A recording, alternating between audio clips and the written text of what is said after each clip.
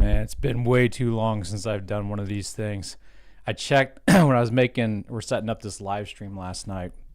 I looked to see when the last live stream we had was. It was actually test flight 3. So whenever that was, I don't remember. When was that? Like February? Was test flight 3 in February? Because I remember after it, we were thinking maybe April we'd have test flight 4. But here we are, and it's June now, I think. But at least it's here, right? At least that's what we believe. In 20 minutes, it might be here. So let's do our muster. I think that's what comes next. So muster up. Where you from? What you munching on? We're sipping on. Cheers. It's energy drink month. See, I don't drink coffee, but the wife has turned me on to energy drinks over the past year or so. So I cycle them off every other month so I don't get dependent upon the drugs. Okay. But it's always awesome. My workouts are so much more effective when I actually have energy to do them. All right, let me get my OBS here on standby for all my sound bites. Scrolling up in the chat, locals members, I do have the locals chat open. So thank you, members, for being here, both on locals and the tubes.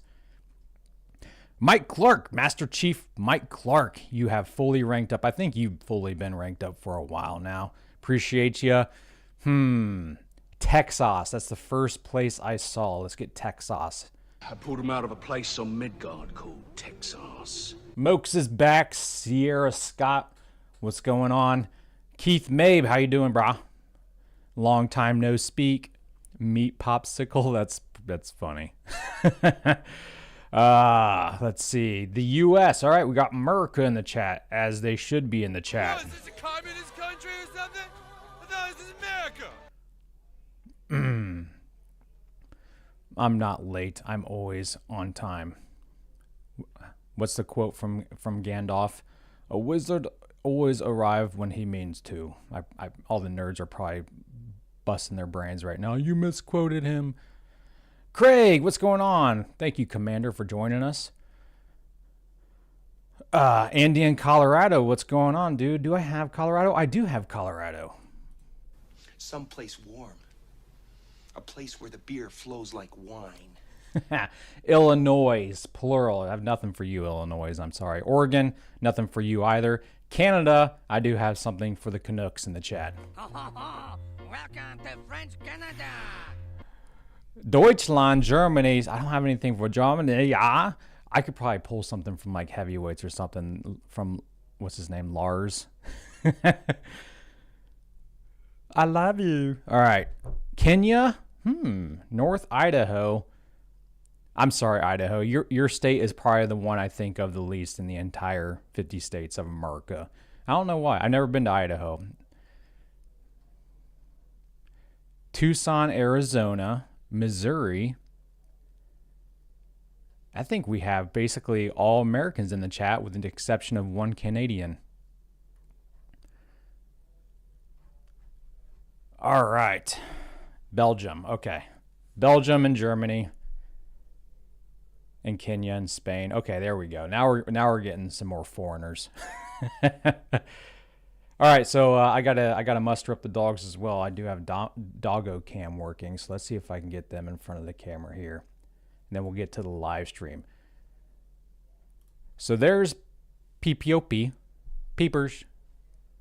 Go strut on the catwalk, brah. Say I'm a dog. I'm a dog. I'm not a cat. There he is. Hi, buddy. And then Wiley is, of course, underneath my desk. Of course, I'm going to bait him with Jeb. Look who it is. Long time no see. It's Jeb. Go get him. Go get Jeb. Go get him. And here comes Wiley. Hey, he took him. He took my Jeb. He took our jibs. They took your jibs. Dig your jib. Dig your jib. All right, let's see if he brings him here. Come here. Bring me Jeb. Good boy. Good boy. He doesn't like giving him up, though. Come here. Good boy. Give him. He's trying to walk past me. Let go. Why did I let go?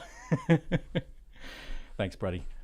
Thank you, buddy. Oh, you got slobber. Oh, you ripped off his little KSP patch, man. Now I'm gonna have to get him all sewed up. Good job. Good job. All right, back to, let's go big screen, meow.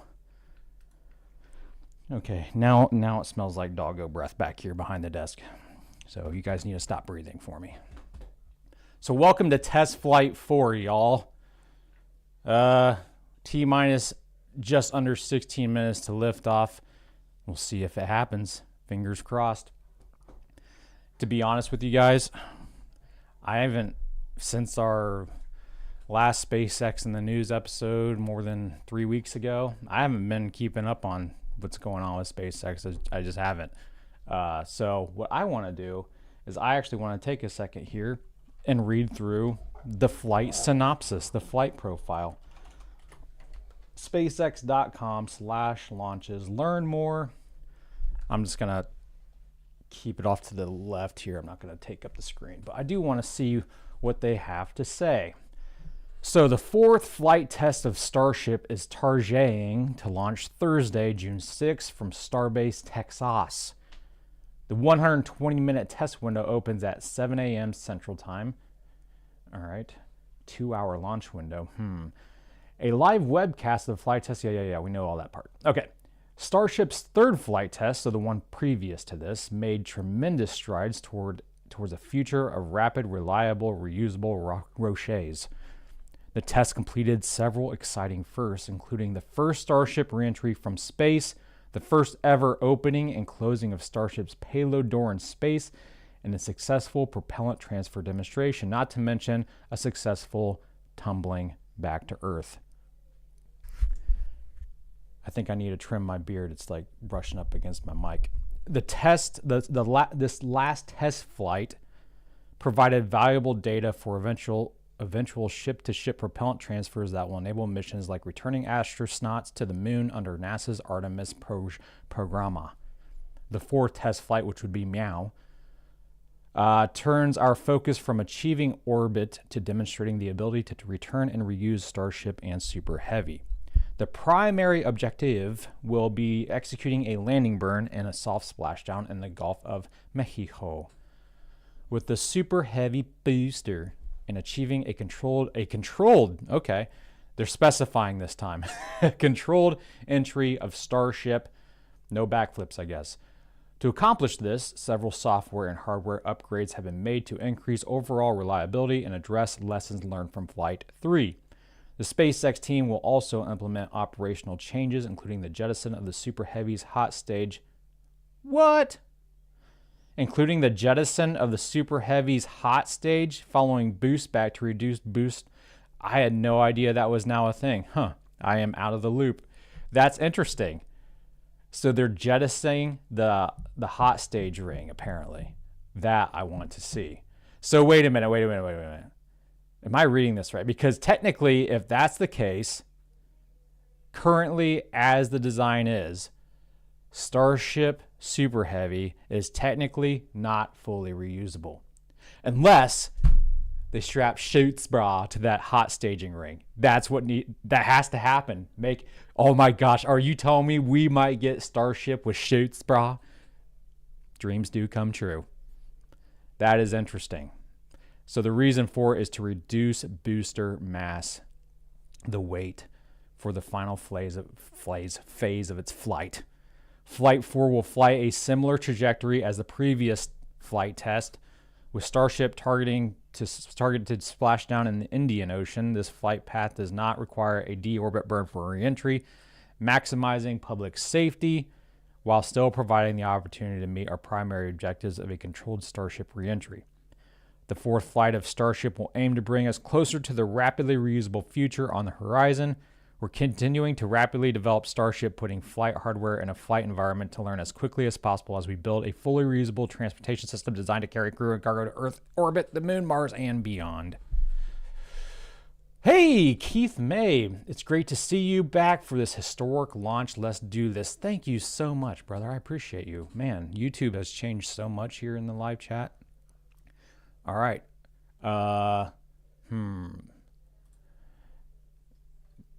What do you guys think about the hot stage ring jettison thing?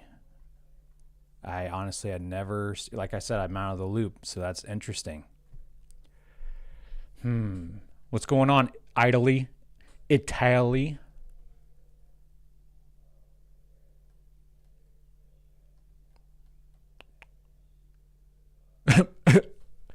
Bumblebee tuna. What's going on, dude? The ring broke off in the last flight. Yeah, I did not know that either. I know the entire booster broke apart, so I guess that would probably be accurate to say that the ring broke off. All right, let's. We're almost at T minus 10 minutes. We're gonna turn up the volume now and enjoy this together. Okay. This morning, and that's held. So everything continuing to look really good for launch so far. The pad itself is getting ready. Reminder that we're going to light those engines about 4 minutes before it actually takes off. So you'll see them start. The 33 engines on Super Heavy start to light prior to that T0, and then about 2 seconds after, we'll start to see first motion. But everything looking great. Just coming up on 10 minutes until launch. Getting excited down here, ready to feel the rumble. I'll send it back to you guys over in Hawthorne. Thanks, Dan. Teams are also getting excited here at SpaceX headquarters in Hawthorne, California. There is a pretty large crowd now gathering outside of Mission Control, located just behind Jesse and I. Now, actually, you can see it there on your screen. There they are. So really quick, the real question is, so now that we know that we're probably going to get shoots with Starship, when are they going to make Super Heavy Starship, Super Heavy Starship? When are they going to strap twin boosters of this thing? That's what we all want to see, right? We're not taking this thing to Mars anymore. We're taking it to Andromeda. Strap some boosters to it. The basis for all of SpaceX's major innovative advancements, including Falcon, Dragon, and Starlink. Today, we've successfully landed Falcon 9 boosters 316 times, changing humanity's understanding of what's possible when it comes to rocket reusability. And even though we are not recovering the booster or ship today, test flights like these provide critical data through every phase of flight, which will get us closer and closer to full reusability. And we have a lot more tests planned for this year. She's smoking. When we start recovering Starship boosters, we'll want them to return to the launch site for a quicker turnaround, which you can see in this animation on your screen. And that's when the tower reveals its dual purpose. After launch, the arms or chopsticks on the tower will help guide the booster into position to ensure a precision landing. And our goal for the near future is to have 4 launch towers, 2 in Cape Canaveral in Florida, and they will look very similar to the ones that you see here in this animation. As we know, we find that our renderings tend to end up looking really similar to real life. So while this is a rendering, we do know we can look forward to this in the future. Like I said, we're going to have 2 at Cape Canaveral in Florida and 2 located at Starbase. Starbase will continue to be used for flight tests, and the towers at the Cape will come online as we prepare to fly operational Starship missions. In fact, we recently upgraded the actuators in the chopsticks, which are responsible for swinging those arms in for a catch. And we'll be testing an operational step on this flight by moving the chopsticks to the catch position immediately after Starship flies away. That's going to be really incredible to see. Nobody's going to be watching that, We though. have a lot more tests planned for this year, so we need a lot more hardware. Except for that Today, one we engineer have that has to ships push and Super the Heavy button. boosters built and either ready to launch or in testing for the next several flights, with more coming off of the production line as SpaceX's Star Factory continues to grow. The latest phase of the factory currently under construction will come online this summer, giving us several 100,000 more square feet of space. Yeah, when you step into this factory, it is truly inspirational. My heart jumps out of my chest every time I'm there. Now, this will enable us to increase our production rate significantly as we build toward our long-term goal of producing 1 ship per day. And coming off the production line soon, Starship version 2. Now, with all that being said, let's check back in with Dan for the latest as we head into the terminal count. Hey, thanks, Kate. Everything still looks great. We're getting ready to launch. We are just under 6.5 minutes away. You can see when we throw up the graphics for prop load that we're almost closed out. Ship more than 90% full. Those header tanks are done. And then the boosters right. All right. Morning. Hey, Kevin. Good morning, Kevin. Morning, Kevin. Always nice to see another Kevin in the morning. We Kevs got to stick together. Right, Kev? Beard looking good, though. Oh, yeah. But it's just getting to that length where it's becoming annoying. You know, the moustache starts getting in your mouth when you're eating. You know, I could just trim the moustache, but I don't know.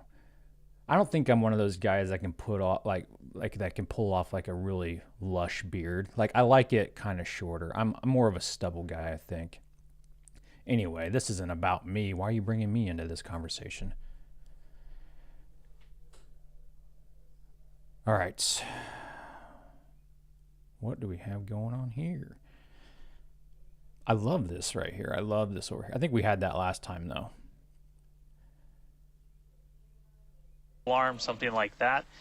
So we could blow right through that gate and go right to launch. Don't be I like shocked. This. Oh, my face is covering the this, so let me see if I and can move we my do, face. We can hold for a couple of minutes and then keep going. Our window is open all the way until 9 a.m. today. Now, once we pass through T-minus 40 seconds, cool. A number of events will occur in rapid succession. The ground spin and ignition systems will come up to flight pressure, and the ship will go to internal power. Now, after that, the quick disconnect arm lockout is removed in preparation for retraction shortly after T0. Gas lines connected to the booster and ship are vented down. And once we pass T-minus 40 seconds, we still have the ability to recycle the count under certain conditions Kevin, you're back annoying to me. T-minus 40 seconds and hold there to assess what happened and if we can proceed again to T0. Well, now they got rid However, of the thing. once the water for the deflector system begins flowing at T-minus 10 seconds, any issue after that would be an automatic scrub for the day, as teams would need to refill the deflector's water tanks, as well as the lock storage tanks at the tank farm before making another attempt. So it's kind of gloomy in Texas, isn't it? We're not planning to hold at the optional T-minus 40-second mark. That moment basically is what would allow teams to wait for final checkouts or assess prop levels or avionics, vehicle pressurization, the range, the weather. Weather is 95% go, as you can see. World's largest fog machine down there. Views that we have and pad cams. It is a beautiful day. That's why it's so cloudy. We have Starship some just clouds keeps billowing from the making locks them. there. Yeah, and again, I think she just said the same thing. Did she not? The payload for this mission is data, and our primary goal is to get ship through the extreme heat of reentry today. We're very excited to see that. We did get very close on Flight 3, so I'm excited to see how these iterations that we've made to the vehicle will help improve our chances of success today. Yeah, Methalox fog rolling in. Just as a reminder for the booster, now we are not attempting to recover any hardware today, both either on ship or booster. For the booster, we will be attempting to perform a landing burn to have a soft splashdown in the Gulf of Mexico. We made some improvements from our Flight 3 learnings, so hopefully that will work and we'll see a successful soft splashdown. For the ship, we're hoping to demonstrate controlled re-entry, including a flip maneuver and landing burn. And that will be followed by splashdown in the Indian Ocean. That is the same target as we had on Flight 3, so everything should look pretty similar in that regard. What's up, Will J? Thanks for being here, And we just heard the call out there that all prop load is closed out. So at this point, there is like 10 million pounds of propellant on board Starship, which is incredible. This is getting very exciting. We are just about 2 minutes away from T0. Help. I'm being attacked. His nickname's Joe Bitin because he loves to sniff hair and as bite. Jesse just said, we are under 2 minutes away. So prop load is complete. All the fill drain lines into ship and booster have closed. Right now we're doing the pushback, so clearing out all those ground lines of propellant, and that'll be completed over the next couple of seconds. We're coming up on that T-minus 40 mark. Again, not planning to hold. If we do, or if we get a hold after we pass it, we can snap back to that T-minus 40. and then we can stay there for about 30 minutes or so if any other issues There's the Musk crop man up. with the kid whose name nobody can pronounce. Once we pass T-minus 40, a lot of things happen, both on the They grow up vehicle so and the fast. ground. It's running a lot of its own self-checkouts, venting different tanks and pressure lines throughout the vehicle. We essentially built that 40 seconds, as that's about how much time it takes for the vehicle to take all of those actions. Yeah, so we'll see if there's a hold at T-minus 40 seconds and how long that hold may be. Meat Popsicle Bible Studies are on the Kevin Haymeyer channel every week. Thanks for that plug, bro. Plugging it for me. Yeah, so if you guys missed this ugly mug, you can catch me every weekend on you can just follow my X account and I just post them there. Okay, man, I'm really excited to share this Sunday's Bible study. We're going really deep into the mind of God. Man, it's so interesting, dude. Like Starship is interesting and it's awesome to watch, but this is not exploring the universe here. This is exploring the one who created the universe. It's so much deeper. It's awesome. So please join me for that if you will. T-minus 15. Here we go. Don't get scared now. Right, Kevins? This is it. Don't get 10, scared. 9, 8, 7, 6, 5, 4, 3.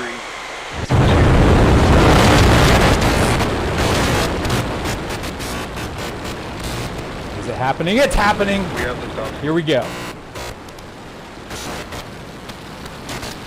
I hear the AI. It's trying to take over with its AI sounds. Terminator. Wow, she is hauling. She is hauling. Lick them clouds, rocket. Yum.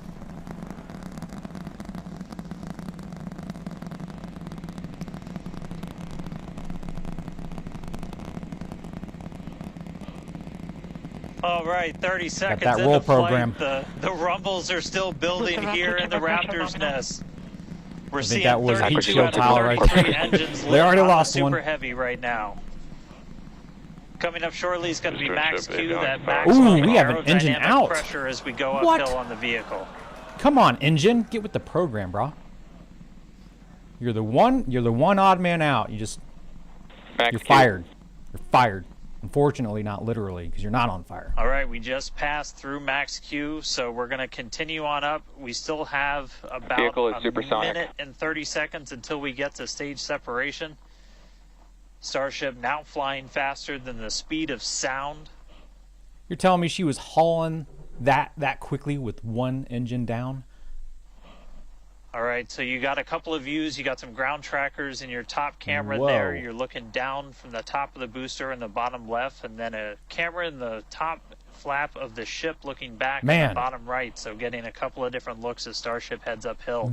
That plume really spreads out, a doesn't lot of it? things happen all I at thought once simultaneously. I thought it almost exploded there for We're a going second. to light the engines on the ship, starting with the RVACs first, and then the 3 center sea level engines before we're separated. All of that exhaust gets plumed out the side of the hot stage, and then the ship will separate itself. All but the 3 center engines on the booster are going to shut down, so the booster never stops its thrust while we go through this hot stage maneuver.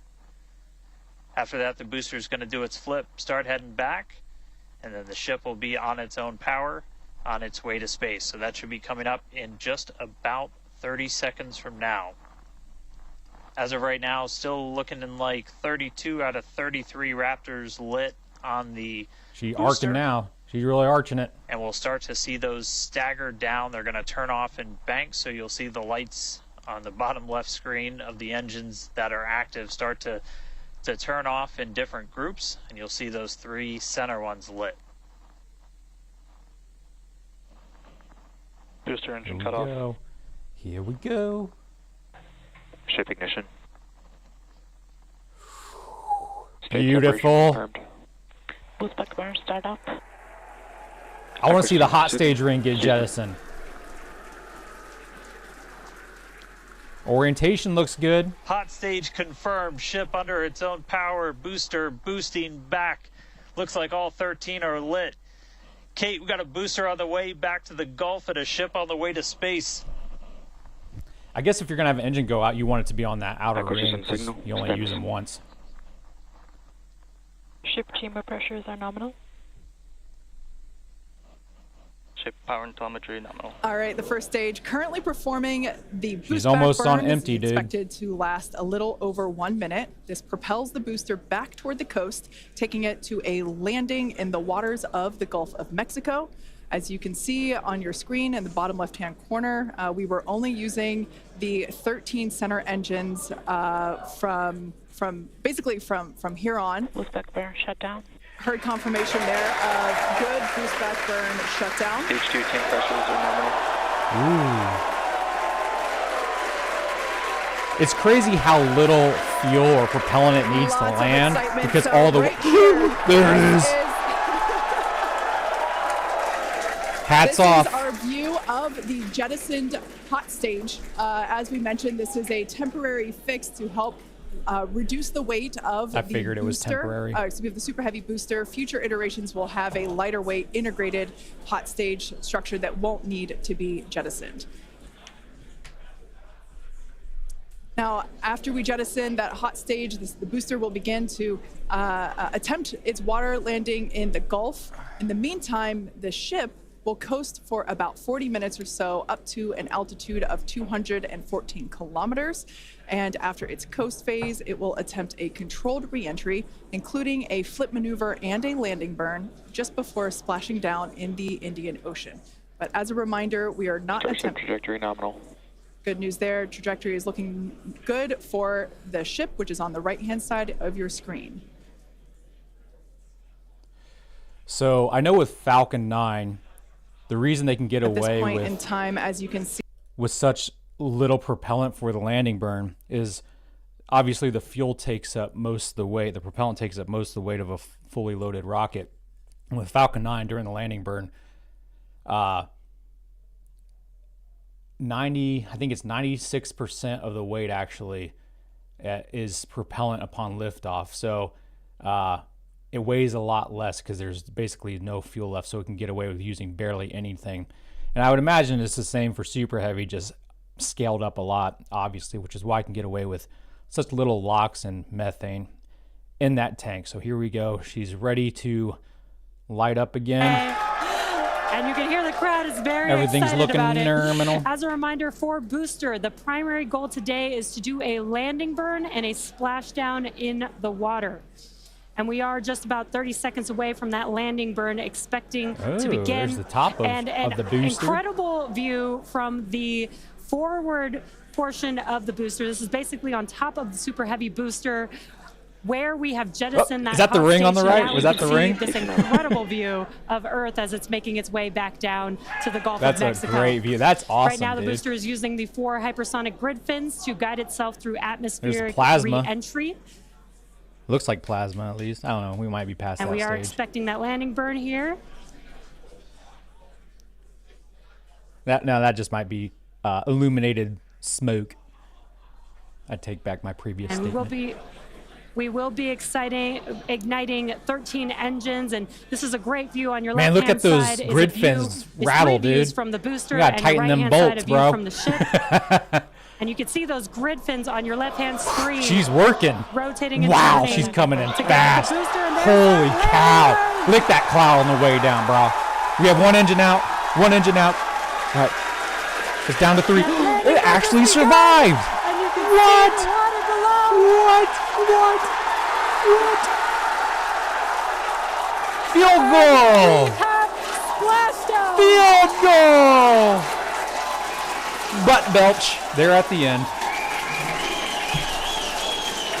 What an incredible Wow. Please tell me they got that on camera from like a panoramic angle, dude. That was Ship awesome. has entered terminal guidance. that was absolutely incredible. The Expected low first signal. successful splashdown of the Super Heavy booster. Loved seeing it just tip over into the water before Dude. losing that footage. Now the next milestone is coming up in about under a Acquisition minute. signal, QA. Ship is going to shut off its Raptor engines, Ship engine cut off. which we see right there. As we mentioned before, today's test flight is not an orbital flight, but rather one that demonstrates the Starship's orbital capability.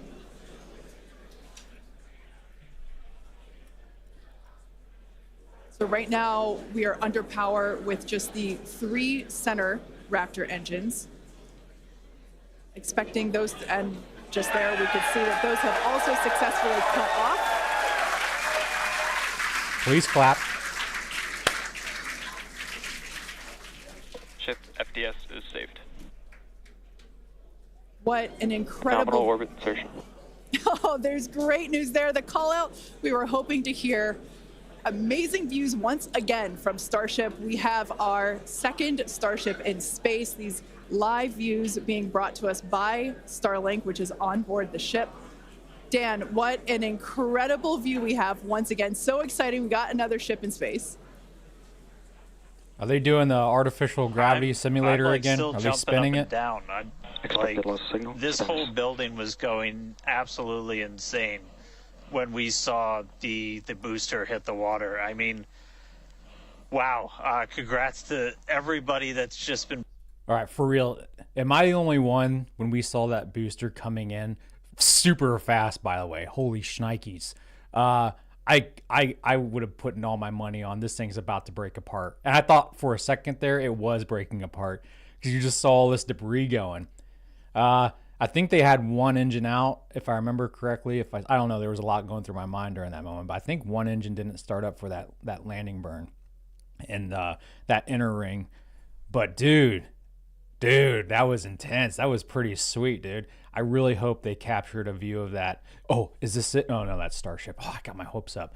I really hope they captured a panoramic view of that from like a nearby position. But eventually we will see it. And the great thing, the best news about that landing being so successful is that's just one step closer now to attempting a booster or a tower catch. That's what we all really want to see. I'm getting hard nips just thinking about it. Cameras on the ground in Florida. TMI, Kev.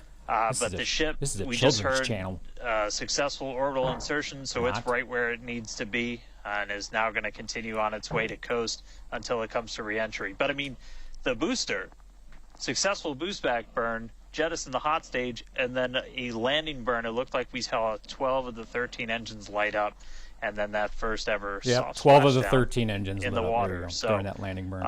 It still worked though. Still to come. Redundancy, Ship that's what that's now called. On its way to its primary objective of entry. That's going to be coming up in just under 40 minutes from now. So a lot still to come, but wow, what a 9 minutes to start this Peeps mission is super off. excited about it. You just can't wait to see himself. what entry's going to show us, but that launch was incredible. Back over to you, Jesse and Kate. Wow. I am still trying to catch my breath here. That has been... What a way to wake up, that dude. Was That's some much stronger incredible than views coffee that we have never or seen energy before.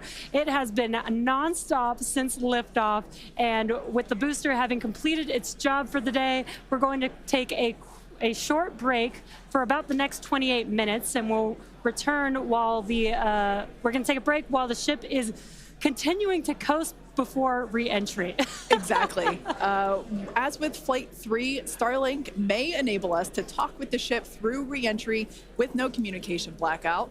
We are still testing Starlink during this phase of flight, so of course nothing is certain.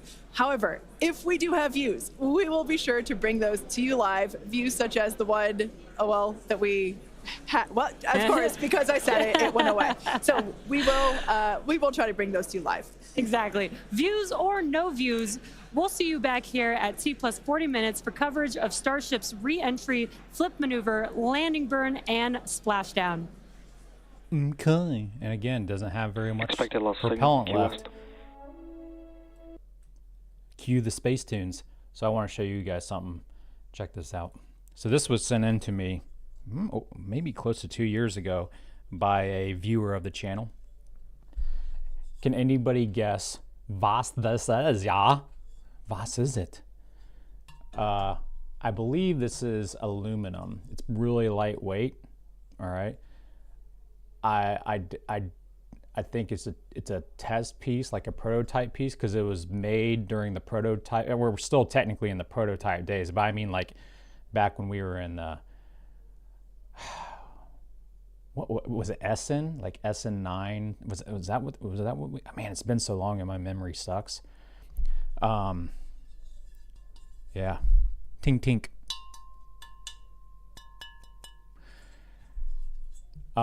But it's a piece of Starship from the early prototype days, and obviously this individual, they're contracted with one of their suppliers, at least at the time. Bong. So this is the plan. Man, thank you all for tuning in with me. We're going to keep the stream going. However, I'm going to hop off. I'll keep the stream rolling. I'm going to hop off. And since we have like more than 20 minutes, I might get a quick power workout in, to be honest. Right? I got to let the dogs out as well to dookie out their breakfast that they had. All right. So I'll be back on before we get back to the Starship landing burn attempt, which if it's anything like the booster attempt, it's going to be pretty sweet. It should be even better because we're going to have some Starship skydiving, all right? No chutes included, unfortunately, unless they're going to surprise us with like chutes in the nose cone kind of. Remember when we did during this time, during test flight 3, we did Kerbal Space Program, and I and I included chutes in my in my Starship's landing. They should really take notes, all right? I kind of know what I'm doing, all right? Anyway, I'll be back in like 20 some minutes, so you guys just chill out, enjoy looking at this thing that you're currently looking at. Void my face. Okay, see you later.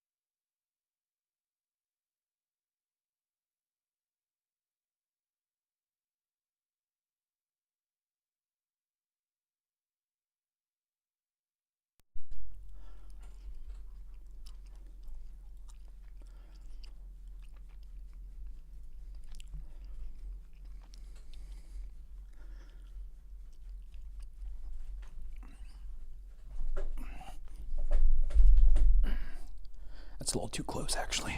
There we go. So, I didn't work out. I kind of went the opposite way. I had breakfast. Okay.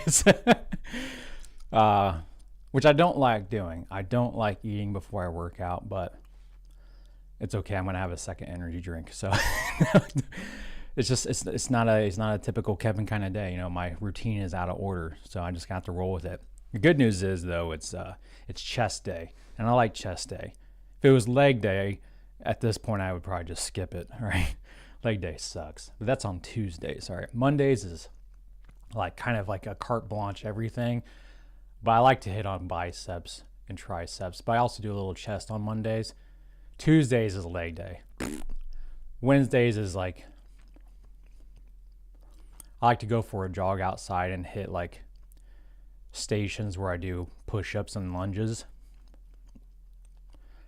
And I always try to do HIIT, like high intensity stuff. But that doesn't really speak much for where I'm at in my life because I'm not intense about anything. But I try to get my heart rate up. And then Thursdays, which is today, is chest day and some back. And then Friday is my last workout day of the week before the weekend is definitely arms, like biceps and stuff. I enjoy that the most. Anyway, so thanks for sticking around, y'all. Appreciate you. We're just waiting for Starship to re-enter the Earth's atmosphere, which should happen soon. All right. Until then, I just thought I would maybe do a quick and brief Kevin's Book of the Month Club. Okay. So I just got finished finally, like almost like, I don't know, it was probably close to half a year. I finally finished reading Randy Alcorn's book on heaven. Again, I've mentioned this one before on this channel actually, so I highly recommend this one. Super interesting. Heaven, if you don't know, is nothing like you expect it. Like, people think of heaven, they think of like a disembodied spiritual state in the clouds playing the harp. That's boring crap, right? The biblical real heaven is nothing like that. All right, and you space nerds, you'll really appreciate it because Randy's also a space nerd. And he makes the biblical case that we'll have way more to explore in the new heaven and earth than what we have right now, which shouldn't surprise you. I mean, if you just think about it for a second, obviously God created us. You think of that metaphysically or philosophically, that's the only rational and logical explanation you can get to. But if a God powerful enough to create earth and the space and heavens as it is now can do it, it falls in ascent and now it's fallen, it's decaying, entropy. To think God couldn't make it better, again, is really to undermine his power. All right. If you have a hard time believing that, then you must have a hard time believing in your own existence. Anyway, so I'm done with that book. So if you like that deep thinking kind of stuff, the one I'm on now is by Stephen C. Meyer, intelligent design creationist, called Return of the God Hypothesis. I studied in graduate school at seminary back over 10 years ago now. Crazy how time flies. My major, or whatever they call it in grad school, was apologetics, defending the faith scientifically, which is how I ended up becoming a science teacher. And it was a lot of science and philosophy, studying evolution, studying creationism from both sides of the argument. And it only deepened my faith. Because when I grew up, when I was in high school, I only took biology in public school. We weren't taught the opposite argument, all right? If that's not brainwashing, I don't know what is. So in college, I started thinking for myself, and I honestly studied the other side of the argument of an intelligent design. And that's the team I choose to be on because it just makes the most sense. That's not to put down anyone who doesn't agree, but whether side of the aisle you come down on, check out this book. Again, I don't get paid for these. I just want to share things I find interesting, like Starship. This is a deep book. Talk about exploring the mind of God. This will get you thinking abstractly and challenging ideas that you once previously might have held to. But if you're not that kind of person, if you don't like thinking too deep, maybe you have more of a political mind, check out Jack Hibbs. He's a pastor in California, Calvary Chapel, Chino Hills. Check out Living in Days of Deception. It's about the signs of the times and how to discern truth from the lies of culture. Obviously, America is on the decline. It's because I believe America is under judgment. You don't get to murder over 60 million American babies and then just keep, thinking you're blessed by God, in my opinion. So if you want to know what's going on, if you want to if you feel like your faith in humanity is slipping, to that I say amen. Good. Don't put your faith in humanity. Put your faith in something greater and learn to discern what's really going on, and then you'll stop worrying about it. All right. Check out that book. Anyway, that's Kevin's Book of the Month Club. Again, we're just waiting. It should come back on any minute now for Starship's re-entry into the Earth's atmosphere. And by the way, again, if you want to join me for our Sunday Bible studies, I teach a Connect class or Sunday school group at my church. And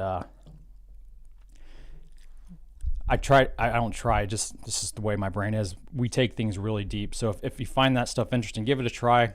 Maybe you'll learn some things. Maybe you won't, but I quite enjoy it. I spend my weeks now studying a portion or a passage in the Bible, and I dissect it as deeply as I can. And I share that with my class that I teach. And I really enjoy it. It's a good time. What's ironic is, growing up, I hated school. I was a dreamer. I always just stared out the window. I hated school, hated it. So it's only ironic that God led me to become a science teacher during seminary. And then I backslid. And then God pulled me out of that darkness. And then he put me in teaching again. So I think God wants me to teach. And it's just funny how I actually enjoy doing it, right? But so I post my Sunday school lessons on my X account, on my X page, whatever, on Sundays, usually toward the evening, because that's after I get done editing the videos, like inserting the slides and stuff in there that I make. My link to the account, the X page, is in the description, I think, of this video. I also have a YouTube channel called Kevin Haymeyer, because that's my name. But you can watch it on any platform you want. We're also on Rumble. Get ready to rumble. Are we talking yet? Besides me? Wow. So elegant of you, SpaceX. That's the kind of music, that the lawyer wife likes to listen to while she's working. Sometimes it's hilarious. I'll just hear like Beethoven or Mozart playing from her office, and I walk in there, and that nerd will be in there highlighting stuff in her dissertations or whatever you want to call them.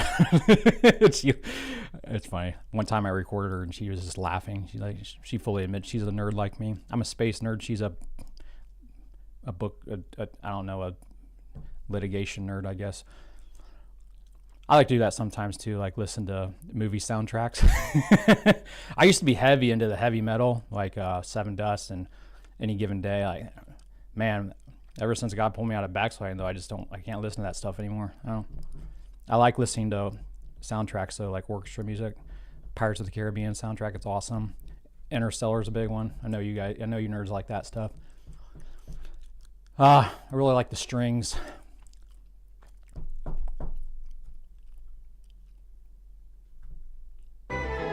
You guys are just gonna have to let me know when they're back to talking. They might put their faces on screen. They might not. I don't know. Anyway, right now we're just watching Starship coast its way back into the atmosphere. It's on a suborbital trajectory technically, even though it's almost going around the entire Earth. It's fallen short, but that's on purpose. All right. I think they said in their description for safety reasons. Okay. So they won't be doing a deorbit burn. She's just going to use the atmosphere to brake. Strato braking. I am not religious, but this is not the place for religion. It's my YouTube channel. It's the place if I deem it the place, all right? Also, everyone has a religion, okay? And believe it or not, as someone who's been in this community since the very get-go, Starship is a religion for most, all right? I see it all the time, okay? Starship is our hope for humanity. That's religion. You made Starship your God. All right, that's going to have consequences in the afterlife, okay? That's not my opinion. That's what the Bible says. Narrow is the gate. Jesus is the way to eternal life, to eternal consciousness. right? Yeah, if you go to hell, you're going to be conscious, but it's going to be eternal destruction, a bottomless pit, okay? If you want to learn more about these things and how truthful they are, join us for our Bible studies, okay? The class I lead is called the Encouragers class, so I try to be encouraging about it, but, Jesus spoke more about hell in Matthew than he did heaven, okay? It's the reality. I don't believe in that stuff. Well, you'll believe it one day. This is not a place for religion. Well, then leave. It's that simple. If it's not the place for you, then leave. Okay? Don't be a baby about it. Okay, but I'm going to click the thumbs down. I don't care. I think I made it perfectly clear that this channel is no longer I no longer put my hope and aspirations in this channel. Okay?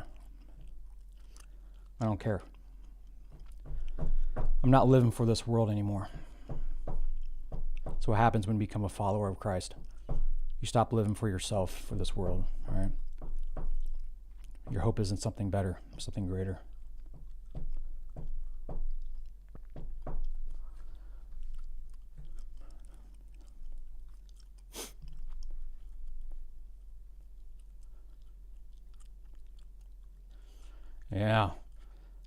Yeah. What no eye has seen, what no ear has heard, what the mind has conceived, the things God has prepared for those who love him. All right. I believe that God is a God of surprises. That's why he doesn't tell us all that heaven contains. And as your friendly neighborhood internet evangelist says, some of the apostles were prohibited from speaking about heaven, like Paul and John, and in a way, even Daniel. I think God likes to surprise us. Every time I expect him to work in my life, it's never the way I thought he would. Like, you're not smarter than me, Isaiah 55:9.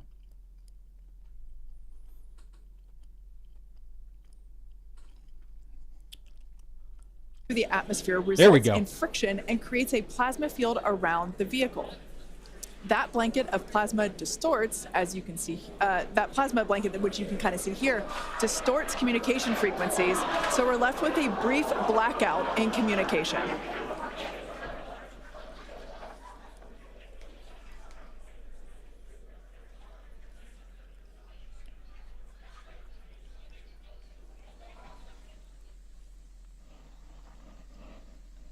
Yeah, that's right, Kate. And Starlink's what's really allowing us to capture as much data as possible, especially through this reentry. Updated animation, landing burn. I hope we get to see it for real today. But these live views that we're getting now and we're going to continue to get are through Starlink. That's going to allow us to get as much data as possible, which we've said it before. We're going to say it 9,000 times. The data is the payload on these flights. So as much as we can learn, that's just going to pay dividends on all of our future flights and help us get Starship to an operational phase.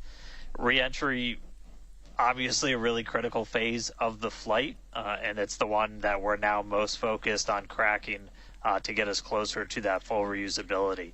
Starlink is going to be able to send us data back all the way through reentry. We've done some additional testing, and we're expecting to be able to get data from Starlink thanks to its high frequency and kind of the orientation and everything of Starship all the way through reentry. And then got a new view here. We have two external views. We had this one on flight 3. We've got two for this one.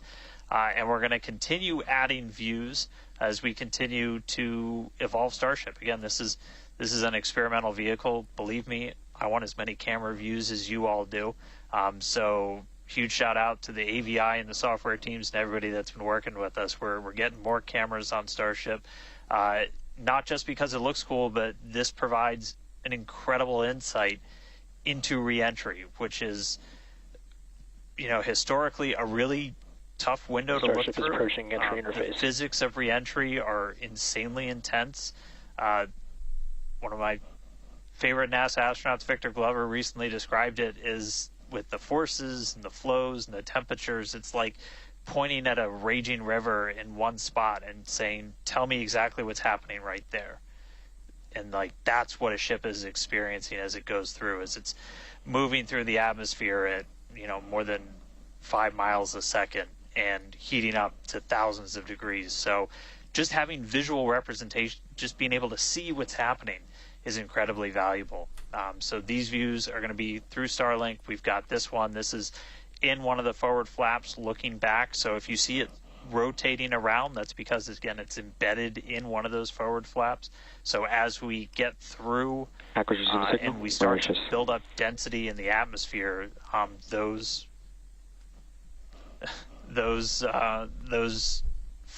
view is going to move around as the flap does. And then the other one we had a little bit earlier is looking at one of the other forward flaps on the other side. Eventually, we're going to keep adding more cameras to Starship, get a couple of different views from the outside of all the different areas, and then also eventually to be able to see payloads once they're deployed. So a lot more exciting stuff coming up in the future. But right now, we're getting closer to re-entry. Again, we're going to be moving at hypersonic speeds at more than 5 times the speed of sound. We're going to see that plasma start to build. So, Kate, Jesse, excitement coming up. Dude, those clouds look awesome. As you can see with that view on your screen, again, high def brought to us by Starlink. We can see the plasma beginning to build as the ship is getting closer to the Earth's atmosphere. Now, let's talk a little bit about how Starship will survive re-entry, hopefully, and control itself. Exactly. We've been talking about this entire flight test. There's 18,000 hexagonal ceramic tiles surrounding the bottom portion or the Earth-facing side of the ship. Through 100 kilometers altitude, good altitude for entry. Great call outs there. Now, during atmospheric reentry, the vehicle is going to see temperatures as high as 2,600 degrees Fahrenheit or over 1,400 degrees Celsius. So those tiles are there to help protect the vehicle from this extreme heat. Yeah, and the flaps will help control it. Now, one noticeable difference I see immediately, those flaps are not moving as much as they were on Flight 3. So that is a great sign, right? We had unplanned loss of roll control on Flight 3, so we added some additional thrusters, and we can see that they're working well, and we have a much more stable view. So those flaps, there's 4 of them, 2 at the top and 2 at the bottom. They're made out of stainless steel. And yeah, they help steer the ship, which, as we can see, the plasma continuing to build. Now, if the ship survives re-entry, it will have to perform a flip maneuver as well as a landing burn. We saw this demonstrated in a couple of high-altitude flight tests back in like 2020, 2021. Similarly, temperatures increasing on the nose within expected ranges. Great news there. It sounds like the temperatures that we are getting during this point, which again, we usually don't get during spaceflight because of this plasma. We're getting this. All right, I'm going to say this because it's important. All right, I'm seeing a lot of bad theology in the chat, okay? So for those saying, well, I guess those who never had a chance to know Jesus are, poop out of luck. No, all right, you need to listen. I would hesitate if I were you speaking about theology or scripture if you don't know it, all right?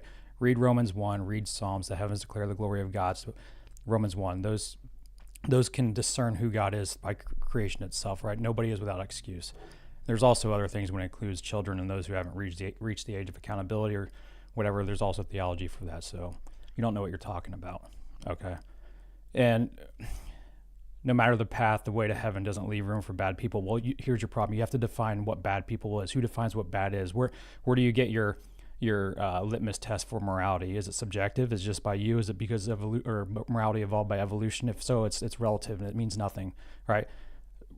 Objective, true moral values can only come from an objective source, a moral law creator, a moral law giver. That's God. So you have to base your stand on what is good and what is bad by what the Bible says, what God says. And the Bible says everyone is bad. Apart from God, no one is good.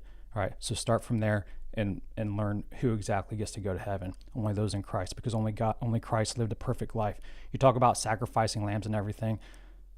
You don't know what you're talking about, all right? That's Old Testament stuff. That was God's way through revelation to prove to man that he is not good enough, right? The lambs were all foreshadowing Christ and what he did on the cross, right? That flip maneuver should occur around about 10 minutes before splashdown. And such incredible views that we're getting. Approaching peak heating region. 1 frame per. Great call outs there. Yeah, these views are absolutely astounding. Nose temperatures continue to rise within expected region.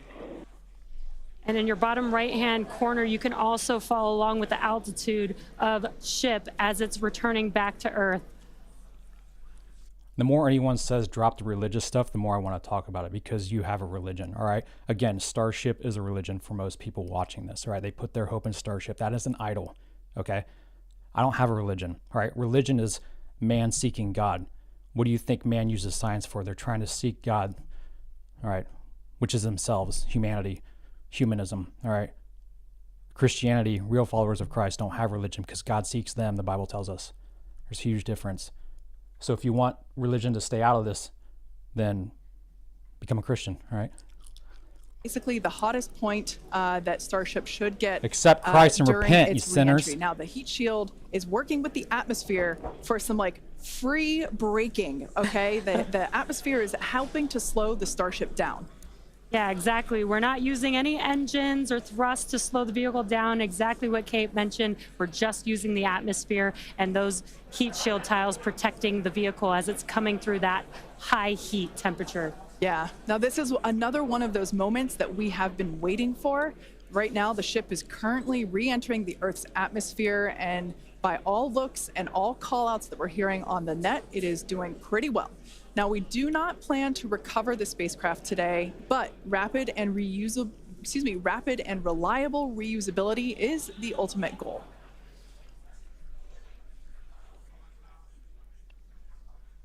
And just pausing to just take in this incredible new and different view that we're seeing. We did get a similar view in Flight 3, but again, the vehicle did lose a little bit of its control, attitude control, and this is a very stable view. This is great. This is exactly what we want, and we are hearing that we're getting expected call-outs. Mm-hmm. Absolutely. Starship is seeing half a G of acceleration, remains on a good entry trajectory. You know, it's incredible to look at this photo and wonder, wait, is it real? Is it frozen? You know, we can see so I was just going to say Those temperatures have stopped increasing. Oh, that is great news. The temperature is no longer building. But I was saying, like, we have a little bit of indication there. We can see that streaking that occurs and tells us that this is indeed a true view. So once again, we are looking basically through the plasma that is building up around the exterior of the ship.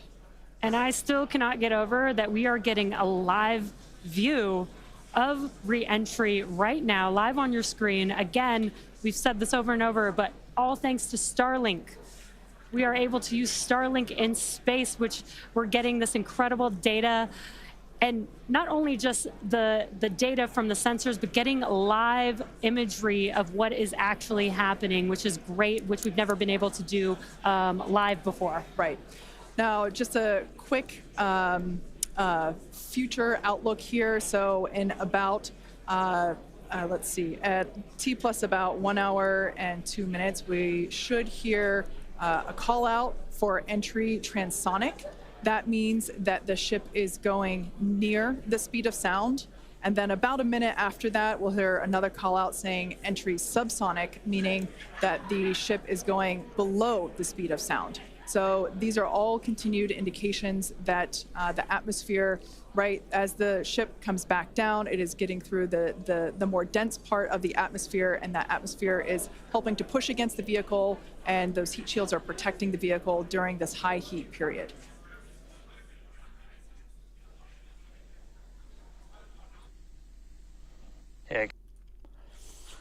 Sorry, but I think only weak man needs a god or a lord or an alien overlord or whatever high power to make an excuse for him not able to cope with life. Yeah, well, you can't even account for life then if you don't believe in God. The fool says in his heart there is no God. They are corrupt. They do abominable deeds. There is none who does good. All right. You know what a sign of strength is? Humility. And that's the only type of people that make their way to heaven through the power of Christ, because God can't work with a proud heart. All right. Your worldview makes no sense. It's irrational. We're at about 67 kilometers in altitude. Our last signal with the ship on Flight 3 was at 65, so we should be making it past that point shortly. Obviously, as you guys pointed out, we're in a much better control this time as we re-entered in the right attitude, and our flaps have been steering the way so far. Once we get through transonic, that's when you've got essentially Raptor landing bird. Different areas around the vehicle where the air is either moving faster or slower than the speed of sound. We'll eventually get to subsonic, which we have some experience with. We did in our suborbital campaign. Sparkles. And Starship will eventually get down to its terminal velocity as it's floating down to the water. That's just about 200 miles an hour or so. We are hearing that they are definitely testing that heat some shield. Of the engines as we are that suborbital make it all the way long down to the entry water. into the Still going atmosphere. to attempt a landing burn, but still a ways to go. We're at about 64 kilometers in altitude right now. We made it through what's expected to be the peak heating, but now we're going to start encountering increased pressures as the atmosphere gets thicker and thicker. So we're at 63 kilometers, so we've already made it farther than we did on our last flight when that last signal was coming at 65 kilometers. So again, what we're really looking at here is the performance of the heat shield, of the flaps, of the seals in the flaps. There's just a whole bunch of different areas that we're keeping a really close eye on as we re-enter.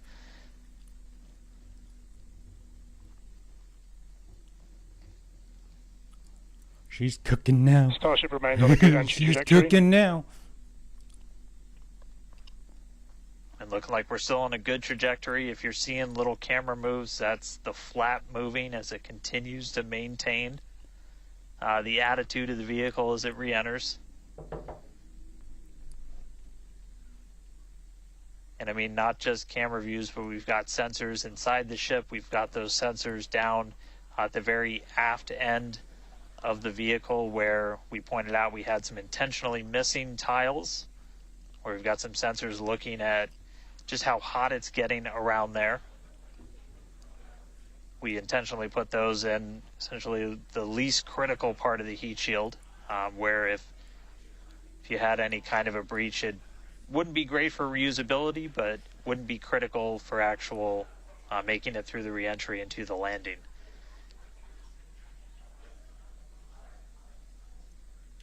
"58 kilometers, we're continuing to descend.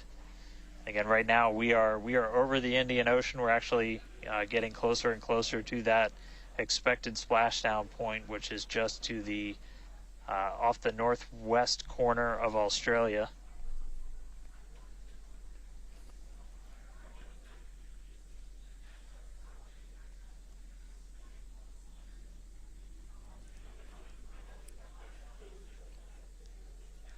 And if you keep an eye on our speed, the speed is dropping. We're hitting the thicker part of the atmosphere now. The speed's going to start dropping precipitously.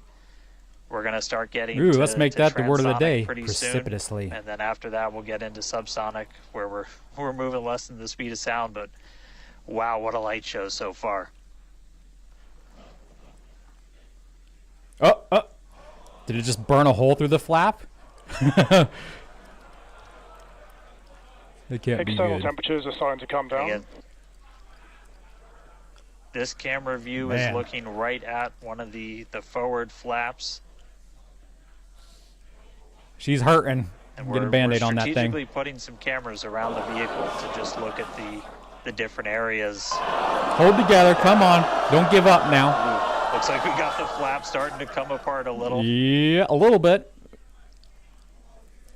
Yeah, it does appear that we have a little bit of burn through there. We can see pieces tiny of the bit. vehicle flying off. What a show it has been. It's been like watching Interstellar. Or She's something. talking like she's giving up already. Stop This that. is wild to see this, but the ship is still coming down. Here you go, Which is Jessica. incredible to see. Give us that false How far hope. can it go? That is the question. Keep your eye on the altitude in the bottom right-hand corner. We're at 54 kilometers right now. She's past the Now, peak ultimately, temperatures. the data is Come the on. payload today. We've been saying it multiple times. jeez. Our teams are. She's having are a bad sitting, day. reviewing this data live, learning where the hot spots are. As you can see, there's an obvious hot spot there with the flap, and learning how we can improve this design. The goal was to get as far through this high heat re-entry as possible. Ideally, we'd love to make it They need all the some way drogue down chutes, and brah. perform that landing burn and flip maneuver, but we may not get that far today. We will see. Some plasma-proof Again, this is a drogue test. shoots. And we are gathering as much data as possible, visual data. Yes, and some camera wipers as well, which we can see here. We are Add it getting to the a lot list, of the debris shopping covering list. the camera on your screen, but we can still see some Stop of those at Auto sparks and Mart. flames from that high heat as ship is making its way back down to Earth. Ship now at 50 kilometers and closing. The good news is we still got, oh, looks like that camera lens just cracked.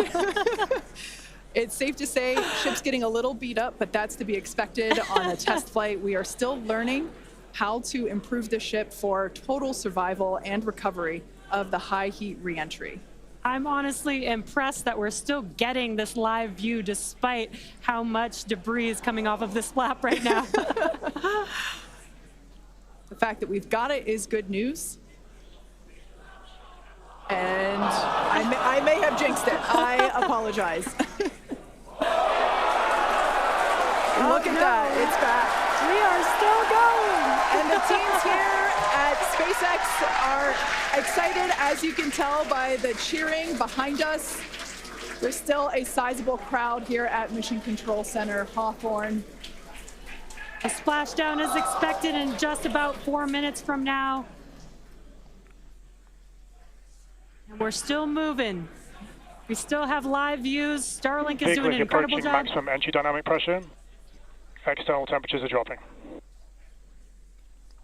Okay, good news. Those external pressures are dropping. The question is, how much of the ship is left? We can't really tell. We can still see some of that particulate coming off. And unfortunately, we do have a cracked camera lens.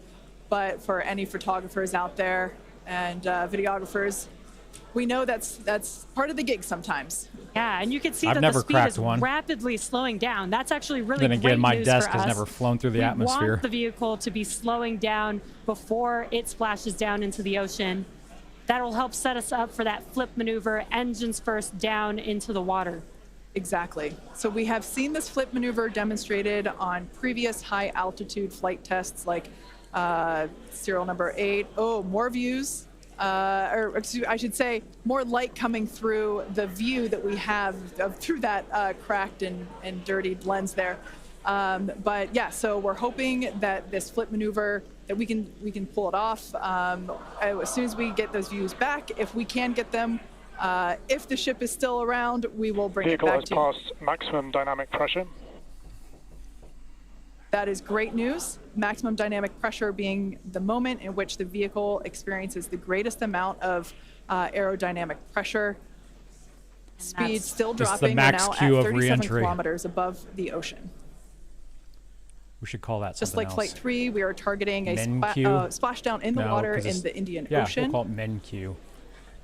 We don't have a live view right now, but because we're still getting data and telemetry, that does tell us that ship is still doing okay, at least. The warrior wife is good. Don't worry. People don't understand our marriage. We have a very deep relationship. We are best friends. So we can get away with joking around with each other. A lot of people think that means we get divorced a lot. Not the case. Tells us the ship is still alive. Frankly, I'm surprised I'm still married to her. I can't believe she puts up with me. Continuing to collect data as we get closer and closer to Earth. Yes, now 30 kilometers, now 29 above the Starship Indian is Ocean. at 30 kilometers Yeah. altitude. Poly number 2, man. Meet Popsicle. Sounds like the Good for vehicle's you, man. traveling, as we just heard, Mach 2, which is, looks like we might, I thought maybe it might clear up. It is a little bit, now at T+1 hour, 3 minutes and 13 seconds into Starship Flight 4, hoping that the ship can hang on. It's probably potentially hanging on by a couple of bolts and threads, but it's still going, and that is excellent news. That 20 clicks deceleration up, is looking coming in hot. incredible. We're about to go under 1,000 kilometers per hour. Yeah. Starship is at 20 kilometers altitude. Now keep in mind that even though we can't see anything, the data itself is what we really are. Starship is subsonic. Subsonic, they're telling us it's Man. traveling below At least the she speed of sound. survived re-entry. As limpy and gimpy as she is now. That movement means the flaps are actuating. I think we can see something. Keep an eye right down here. See if she goes vertical. This is a nail biter. But we are even the unfortunately, camera's still hanging in there. Through the That's lens, American but ingenuity. We're still getting the feed. It's crap, but it Starship works. is now 11 kilometers Maybe over that's the China. ocean. All this data is incredibly No, that's important. just crap. Even if you know, it breaks up right now. Okay, we can see that flap actuating through the glass. Starship is passing through 10 kilometers altitude. Okay, the next milestone will be initiation of the flip maneuver and landing burn. Keep an eye on the bottom right corner of your screen for those 3 center engines to relight. They will gimbal or angle so that the ship flips itself back up vertical and hopefully lands in a vertical position. And the crowd is very excited to get this view of that flap still maneuvering. Starship is passing through 5 kilometers altitude.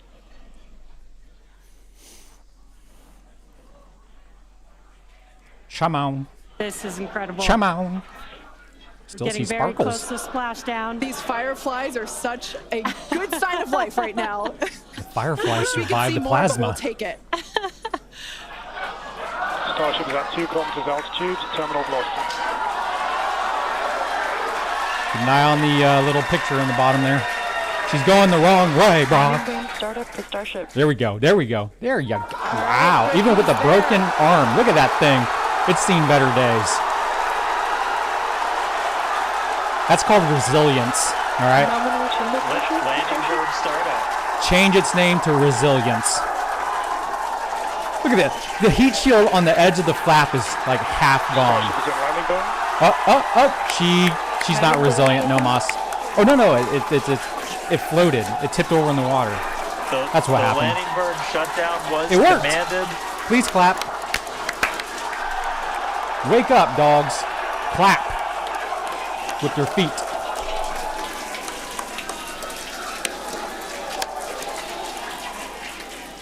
See, now that's a man who can pull off a long beard. Mine just curls under my your chin. Imagination as you were going down with what we could actually see, but we were able to hear the ship did its landing burn. It sounded Starship like we landing might have burn got shutdown. 2 engines. And there's the final call for landing burn shutdown, but we'll go back That's through a all great the data. success. But we did get confirmation that a landing burn took place. Starship There's the Musk made man. it through re-entry. High five. And did its first ever landing burn. From South Texas to the other side of the earth, There's little Starship X. is in the water. What a day! What a day, guys! Yeah, that was absolutely incredible. We we got views pretty much the whole way down.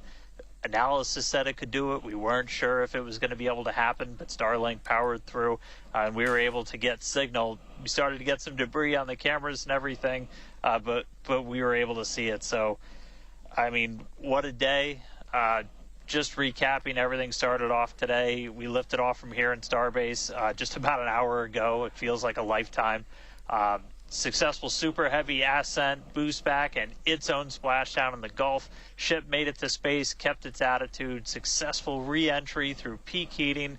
We got to see it under flap control through the atmosphere, and we got call out of our first ever ship landing burn after a launch into space. So, just really incredible. So I'm going to take some time to collect myself, but wow, that was incredible. I can't wait for the next one. Over to you guys. It was so loud here. I haven't heard the crowd get that loud probably since liftoff of Flight 1, honestly. That was incredible. Congratulations to our teammates, to everyone who supported the Starship program. Thanks to all of our future. All right. I got a couple super chats to read right quick. Luma White. Yeah, that was really awesome. I'm pretty sure from the SpaceX store, at least this one is a torch, actually. Oh, yep. How about that? They're about to demonstrate it. This one, I think, is just a statue. All right. But overly priced. But, you know, that's the free market. You can, if people are willing to pay it, go for it. Dude, I mean, That's I mean, that's impressive, dude. We saw Starship deteriorating in front of our broken camera lens, which itself just would not quit. We're going to call this Starship not Perseverance or whatever, Resilience. We're going to call it Thomas the Choo-Choo Train, all right? Because it's the little engine that could. I don't know if those are the same trains. I'm not a train nerd, all right? I'm a rocket nerd. But, or I guess I was. Let's go me only. All right, super chats. Len Yen Chen. Religious means repetitive. No, it doesn't. David religiously checks his okay, well, you're using it in a different context. It's a different definition. So, but if we even used your definition for religious in that repetitive kind of manner, Christianity is not that. Because even in the Bible, we're instructed not to use repetition when we pray to God, which is key to our Christian faith. All right, not to use repetition. That includes bead counting, you Catholics. Love you. All right, which is from, the East, which was picked up during the Crusades, which is from, Buddhism. It all stems back to the Tower of Babel. But again, I love you Catholics, all right? Another one here. Is intergalactic space exploring an example of an infinity we aren't supposed to seek, as we're not supposed to understand God like that? Absolutely not. All right, God created the entire universe, and the universe itself is not infinite. Only God is infinite. The universe is expanding, but is not infinite. Okay? God said, have dominion over his creation. Now, some people argue that's just the earth and that space is for God, but no. If God didn't want us exploring space, he would definitely stop us, which he had. He did that after the early 70s, because we started venturing into pagan religions, like searching for extraterrestrial life and SETI, and maybe they seeded us. That's a religion in and of itself. Anyway, for those of you that are saying, keep religion out of space, again, that's very hypocritical if you really want to define what religion is. But here's the thing, to all those who are trying to disprove God in the comments, your very effort to do such things and to argue with Christians or creationists or whatever is self-refuting against your worldview, because according to a worldview that is void of God, life has no meaning. All right, that's the essence of it. Life has no meaning if you don't believe in God. If you don't believe in life after death and infinite creator, which means you have to borrow from the Christian worldview to even argue against a Christian, because there's no point in arguing if life has no meaning. I love you guys. All right, whether you're a believer or not, still love you. And I hope you do join me on our Sunday Bible studies, okay? I welcome all. Christ is very welcoming, okay? In this life, it's as long as there's breath in your lungs, there's time to repent and turn to the truth, okay? It's not too late until after your life is over, and then the next life begins, for better or worse. Let's make it better. So join me. Come with an open heart, open mind. Seek the truth no matter where it leads, and you will be led to Jesus Christ. You will seek me and find me when you seek the truth. Seek me with all your heart. You can just substitute Jesus for the truth, because he is the truth, the way, the truth, and the life. Join me. Again, link in the description for my X channel. Love you guys. Have a good one. I'm amped up with these energy drinks now. My heart may explode during this workout. Godspeed. Commence outro.